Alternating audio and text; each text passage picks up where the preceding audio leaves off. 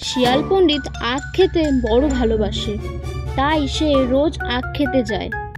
একদিন সে আখের খেতে ঢুকে একটা ভীমরুলের চাক দেখতে পেল। ভীমরুলের চাক সে আগে কখনো দেখেনি।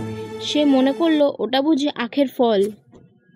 শিয়াল কিনা পণ্ডিত মানুষ, তাই সে আখকে বলে ইক্ষু, ক্ষেতকে বলে ক্ষেত্র, লাঠিকে বলে দণ্ড। ভীমরুলের চাক দেখে সে বলল, আহা, ইক্ষুর কি চমৎকার ফল, খেতে না জানি কতই মিষ্টি হবে। এই মনে করে যেই সে ভীমরুলের চাক খেতে গিয়েছে, অমনি সব ভীমরুল বেরিয়ে কি মজাটাই তাকে দেখাতে লাগলো। শিয়াল তো প্রাণের ভয়ে খালি ছোটে আর বলে, ইক্ষুর ক্ষেত্রে আর যাব না। খানিক বাদে ভীমরুলগুলো তাকে ছেড়ে গেল।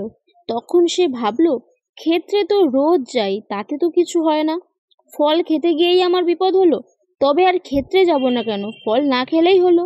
এই ভেবে সে বলতে লাগলো, যদি ইক্ষুর ক্ষেত্রে যাব, ইক্ষুর ফল আর না খাবো। দুদিন সে খালি এই কথাই বলল। যখন বেদনা একটু কমে এলো, তখন সে ভাবলো, ওই ফলটার ভিতরে পোকা ছিল, তারাই আমাকে কামড়েছে। আগে যদি ফলটাতে নাড়া দিতুম, তবে পোকাগুলি বেরিয়ে যেত, তারপর ফল খেতে কোনো কষ্ট হতো না। আহা, সে ফল খেতে না জানি কতই মিষ্টি, তবে আর ফল খাবো না কেন, খাবার আগে পোকা তাড়িয়ে দিলেই হবে। এই ভেবে সে বলতে লাগলো, যদি ইক্ষুর ফল খাবো, আগে দণ্ড দিয়ে নাড়া দিব। বলতে বলতে আখের খেতে গিয়ে সে তো লাঠি দিয়ে নাড়া দিয়েছে, অমনি আর যাবে কোথায়।